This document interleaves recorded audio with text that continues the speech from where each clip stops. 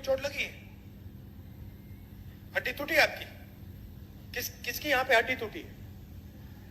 जब आपकी हड्डी टूटी, को पैर टूटा था, हाथ टूटा था? पैर टूटा था। पहली चीज आप डॉक्टर के पास गए, आपने क्या बोला? डॉक्टर ने आपको क्या बोला? एक्सरे कराना है। अगर आप कहते कि भैया मैं नहीं कराऊंगा, तो डॉक्टर आपके बारे में क्या बोलता? और अगर आपको कहता, आप चाहते भैया डॉक्टर मुझे एक्सरे कराना है, और डॉक्टर कहता मैं नहीं कराऊंगा, आप क्या बोलते? करवाना भाई, कैसे नहीं कराओगे? मेरा तो हाथ टूटा है, पैर टूटा है। मैं सिर्फ ये कह रहा हूं कि मुझे दिख रहा है, मुझे सच्चाई दिख रही है कि हिंदुस्तान में 90% को जबरदस्त दर्द हो रहा है, और ये 90% कहीं नहीं दिख रहा मुझे।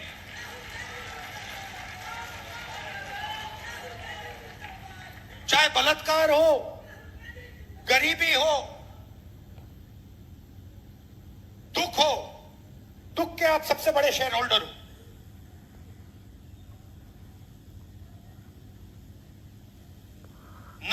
दुख आपका है, आप दुख के शेयर होल्डर हो, बाकी कहीं भागीदारी नहीं आपकी। तो ये तो मुझे सच्चाई दिख रही है, और जैसे मैंने आपसे कहा मैं सच्चाई देखता हूं, मुझे सच्चाई में इंटरेस्ट है। तो मेरे माइंड में आइडिया आया कि भैया देखो पता लगाते हैं ये है क्या, देश का एक्सरे करते हैं।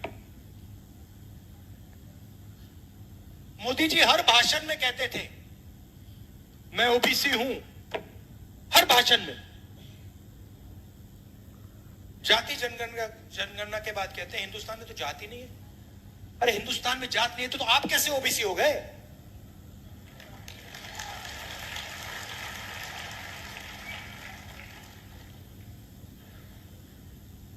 तो मेरा लक्ष्य है और आप सबका लक्ष्य है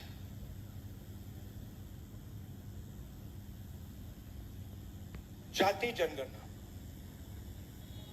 और मैंने लोकसभा में मोदी जी के सामने आंख में आंख मिलाकर कहा कि मोदी जी जाति जनगणना होगा। आप जानते हो उनको सरेंडर करने की आदत है। आप देखो, मैं आरएसएस से लड़ता हूं, मैं गहरी बात बोल रहा हूं। इनकी हिस्ट्री है, ये 2 मिनट में चिट्ठी लिखना शुरू कर देते हैं। आजकल मॉडर्न जमाना है, ठीक है भैया चिट्ठी नहीं लिखेंगे, आजकल व्हाट्सएप मार देंगे। ट्रंप साहब ने 11 बार बोला है, 11 बार, कि मैंने नरेंद्र मोदी को सरेंडर करवा दिया। 11 बार बोला है पब्लिक में। नरेंद्र मोदी जी चू नहीं कर पा रहे हैं। नरेंद्र मोदी ये नहीं बोल पा रहे हैं कि ये जो ट्रंप है ये झूठ बोल रहा है, क्योंकि वो सच्चाई है। और मुझे मालूम था कि जिस दिन हमने थोड़ा सा दबाव डाल दिया उस दिन एकदम सरेंडर कर जाएंगे। मगर आप गलत फहमी में मत रहिए। ये जाति जनगणना जो करा रहे ना, ये असली जाति जनगणना नहीं कराएंगे, कभी नहीं कराएंगे। क्योंकि जिस दिन इन्होंने जाति जनगणना, असली जाति जनगणना कर लिया, उस दिन इनकी राजनीति समाप्त हो जाएगी, खत्म हो जाएगी। ये नहीं कर सकते हैं। जाति जनगणना के 2 तरीके हैं, एक बीजेपी का मॉडल, एक तेलंगाना का मॉडल। इसमें मैं आपको फर्क समझाना चाहता हूं। बीजेपी के मॉडल में बंद कमरे में अफसरों ने सवाल डिसाइड किए हैं। उन अफसरों में 90% का कोई नहीं था। बात समझिए, जाति जनगणना में सबसे जरूरी बात कौन से सवाल पूछे जा रहे हैं।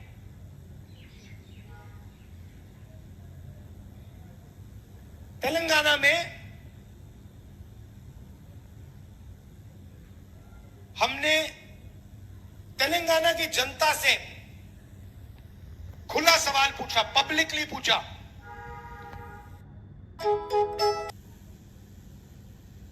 दलितों से हमने पूछा, उन्होंने कहा देखिए हम सवाल चाहते हैं कि आपने कभी अनटचेबिलिटी एक्सपीरियंस की है, हम ये पूछवाना चाहते हैं। पिछड़ों ने अलग सवाल दिए, अति पिछड़ों ने अलग सवाल दिए, दलितों ने अलग दिए, आदिवासियों ने अलग दिए। 3 लाख लोगों ने ऐसी मीटिंग में, खुली मीटिंग्स में जाति जनगणना के सवाल डिजाइन किए। उसके बाद सरकार तेलंगाना के हर घर में गई, हर व्यक्ति के पास गई। अगर वो व्यक्ति घर में नहीं था तो वापस गई, एक बार नहीं अनेक बार गई और डेटा कलेक्ट किया। बीजेपी का मॉडल ये नहीं है। बीजेपी का मॉडल है हम सवाल डिसाइड करेंगे और अगर आप जवाब देना चाहते हो दो, नहीं तो नहीं, और हम डिसाइड करेंगे। यह बिल्कुल फर्क मॉडल है। तेलंगाना मॉडल में क्या निकला, मैं आपको दो तीन उदाहरण देता हूं, आप हिल जाओगे।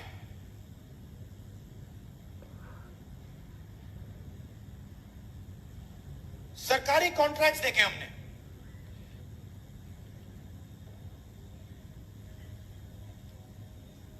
सरकारी कॉन्ट्रैक्ट तेलंगाना में, मैं बोल रहा हूं, खुल के बोल रहा हूं, तेलंगाना में दलितों को, आदिवासियों को, पिछड़ों को, अति पिछड़ों को सरकारी कॉन्ट्रैक्ट मिलते ही नहीं है। 4-5% को सारे के सारे कॉन्ट्रैक्ट मिलते हैं। आप मुझे बताओ, अगर पिछड़ा वर्ग को कॉन्ट्रैक्ट नहीं मिलेगा, अति पिछड़ा को कॉन्ट्रैक्ट नहीं मिलेगा, राजनीति कैसे करोगे?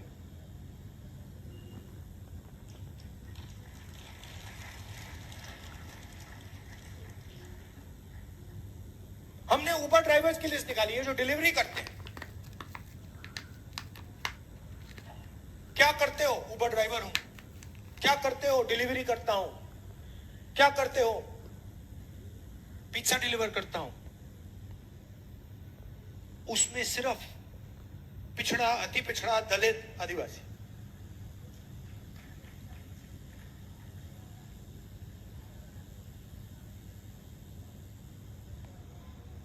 तो बिल्कुल क्लियर है, बिल्कुल साफ हो जाता है। जिस दिन देश में सही जाति जनगणना हुआ, उस दिन एक्सरे छोड़ो एमआरआई जैसा हो जाएगा। आपको पता लग जाएगा भैया यहां क्या है, वहां क्या है, क्या हो। और ये मैं आपको बोल रहा हूं, या तो बीजेपी सही जाति जनगणना करेगी, मुझे नहीं लगता करेगी। वो 27 में कह रहे करेंगे, मुझे नहीं लगता।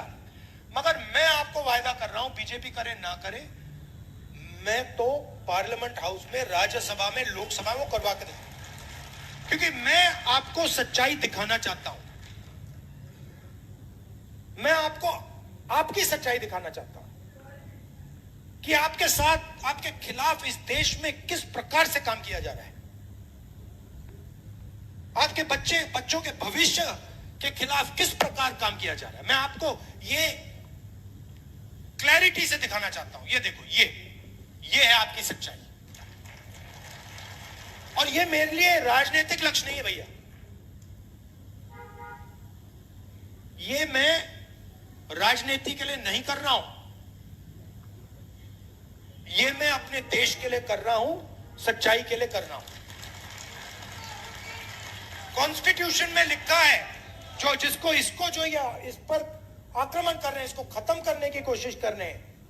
इस कॉन्स्टिट्यूशन में लिखा है ये देश सब लोगों का है, ये देश हर जात का है, हर धर्म का है, महिलाओं का है, पुरुषों का है, विकलांगों का है, सबका है। और जाति जनगणना इस कॉन्स्टिट्यूशन, इस प्यारे कॉन्स्टिट्यूशन की रक्षा करने का तरीका है। और मैं जानता हूं जो मैं कह रहा हूं, इस बात को आप गहराई से समझ रहे हो, क्योंकि आपके लाइफ में आपको दिखता होगा। अभी मैं आया, छोटी सी बच्ची मुझे कहती है मैं डॉक्टर बनूंगी।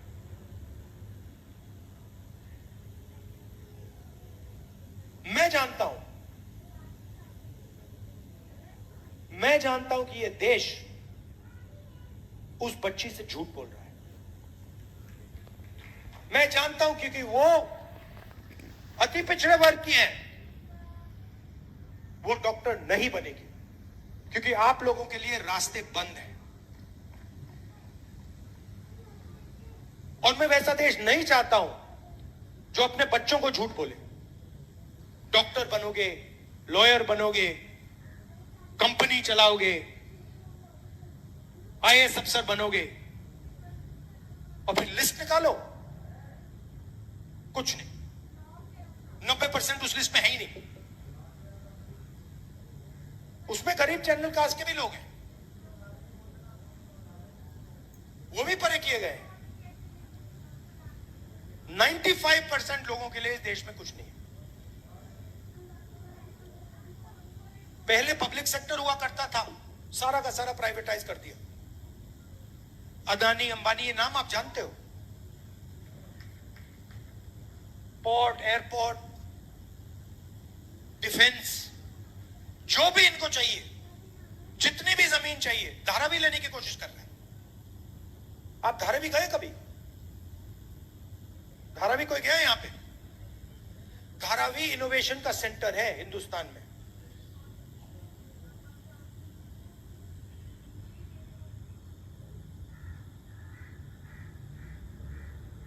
पूरी की पूरी जमीन ले जा रहा है, लाखों करोड़ रुपए की जमीन, ऐसे ही दोस्ती है बस नरेंद्र मोदी के साथ।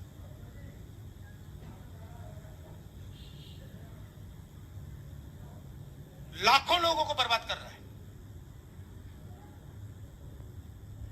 उनका रोजगार वहां है, उनका पूरा बिजनेस वहां है, वहां से उठा के ऐसे फेंक रहा है जैसे उनका कोई मतलब ही नहीं।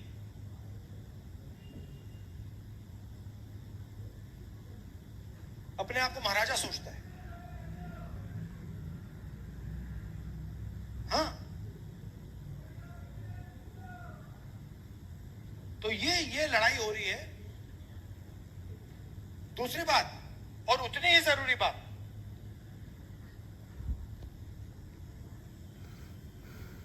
ये आइडिया कहां से आया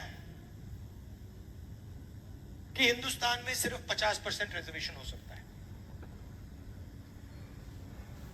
आपकी आबादी 90% और 50% की दीवार बना दी कि भैया 50% से ज्यादा रिजर्वेशन नहीं हो सकता। जाति जनगणना हमने तेलंगाना में की, और मैं आपको बता रहा हूं, जाति जनगणना हमने तेलंगाना में की, अगले दिन चीफ मिनिस्टर ने उसको दीवार को तोड़ दिया। वो चॉइस ही नहीं थी भाई, अब ताली बजा रहे, चॉइस नहीं थी। जब उसने देखा कि जाति जनगणना में क्या लिखा है, जब उसने डेटा देखा, उसको पता लग गया कि भैया ये तो बिल्कुल गलत है, इसको तोड़ो। एक दिन नहीं लगा। तो मैंने दो बातें कही थी वहां पे, दोनों को कराऊंगा मैं। तेलंगाना में हो गया, कर्नाटक में हो गया, जहां भी हमारी सरकार बनेगी वो 50% को वहीं तोड़ देंगे। और जो जाति जनगणना में और इस दीवार में लिंक है। जाति जनगणना के साथ अगर हमने बाकी जो डेटा हिंदुस्तान की सरकार के हाथ में है वो जोड़ दिया तो विकास का एक बिल्कुल नया तरीका बनेगा। जिस चीज को, जिस प्रकार से हम विकास के बारे में सोचते हैं वही बदल जाएगा पूरा। मतलब पैराडाइम ही चेंज हो जाएगा।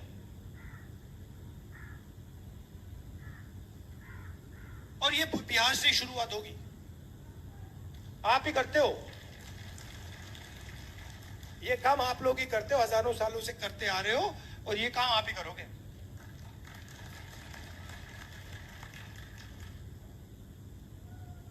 सही बात है ना? ये आपके अंदर है, डीएनए में है। आपके बिना ये नहीं बन सकता, आपकी सोच के बिना ये नहीं बन सकता हिंदुस्तान। ये कहते हैं कि ये 1947 में किताब लिखी गई है। नहीं, ये हजारों साल पुरानी किताब है। ये इस किताब में हजारों साल पुरानी सोच है। अभी आपने बुद्ध भगवान की मुझे फोटो दी और मूर्ति दी, क्या उनकी सोच इसमें नहीं है? ये पूरी किताब उनकी सोच के बारे में। उन्होंने 3000 साल पहले बात बोली थी। अंबेडकर जी, गांधी जी, नारायण गुरु, पेरियार, बसवन्ना, इन सबकी सोच इस किताब में। और इसी सोच के लिए, इसी किताब के लिए हम लड़ रहे हैं। हजारों साल से आरएसएस की सोच इस सोच को खत्म करने की कोशिश कर रही है। ये पुरानी लड़ाई है। ये मत सोचिए कि ये बीजेपी और कांग्रेस के बीच में लड़ाई है। ये हजारों साल पुरानी लड़ाई चल रही है। हजारों साल पुरानी लड़ाई है ये बस उसका मॉडर्न रूप है। और आप जानते हो कि इस देश में कौन उस लड़ाई को जीतता है। हिस्ट्री देख लीजिए आप। बुद्ध भगवान का नाम लेते हैं, नारायण गुरु का नाम लेते हैं, गांधी जी, अंबेडकर जी, ये सब इसी विचार के लोग हैं। दूसरे साइड के नाम बता दो।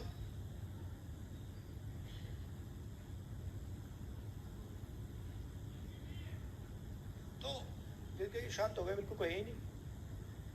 देखिए, एक तरफ महात्मा गांधी है, दूसरी तरफ सावरकर है।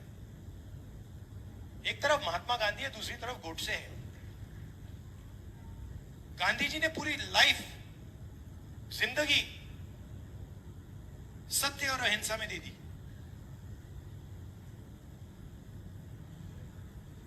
ऐसी स्पीच अगर कोई व्यक्ति 1000 साल बाद दे, वो भी गांधी जी का नाम याद रखेगा। किसी को नहीं मालूम होगा ये सावरकर कौन था।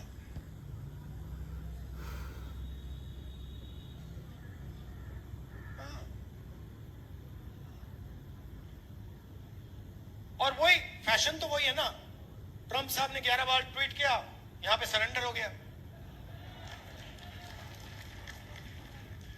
तो सोच तो वही है। डरना नहीं इनसे, नहीं डरते।